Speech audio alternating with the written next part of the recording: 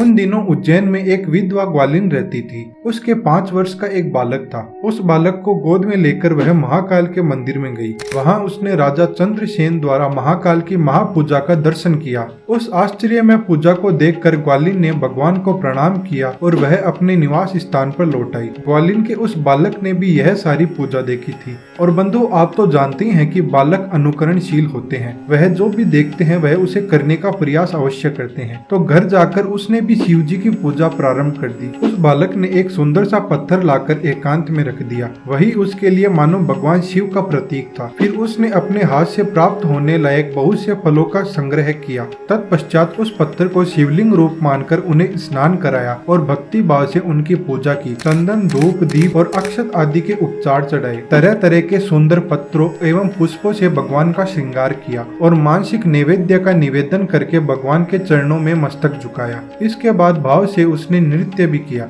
उसी समय ग्वालिन ने भोजन तैयार करके उस बालक को बुलाया। जब वह नहीं आया तब वह स्वयं उसके पास गई। उसने देखा कि उसका लाडला भगवान शिव की पूजा करके ध्यान लगाए बैठा है। ग्वालिन ने हाथ पकड़कर खींचा तब भी बालक नहीं उठा। इस पर वह गुस्सा हो उठी और बालक को पीटने लगी। इतने पर भी जब वह उठने को राजी नहीं हुआ तब उसकी माँ ने पत्थर को उठाकर दूर फेंक दिया। उस पर चढ़ी हुई सारी सामग्री इधर उधर बिखेर दी। यह देख बालक रो उठा और महादेव नाम की रट लगाते हुए मूर्छित होकर गिर पड़ा। थोड़ी देर में जब उसे चेत हुआ तब आंखें खोलकर उसने देखा उसका वही निवास स्थान एक परम रमणीय शिवालय बन गया था। यह सब देखकर बालक उठा और हर्ष से निमग्न हो गया। उसे यह समझते देर नहीं लगी कि यह सब कुछ भगवान शिव की पूजा का प्रभाव है। उसने भगवान शिव को साष्टांग प्रणाम किया और प्रार्थना करते हुए कहा, हे देव उमापते, मेरी माता का अपराध क्षमा करे। भगवान शिव को संतुष्ट करके बालक जब संध्या के समय मंदिर से बाहर निकला तब अपने घर में गया। वह स्थान इंद्रिय नगरी की भांति शोभा पा रहा था।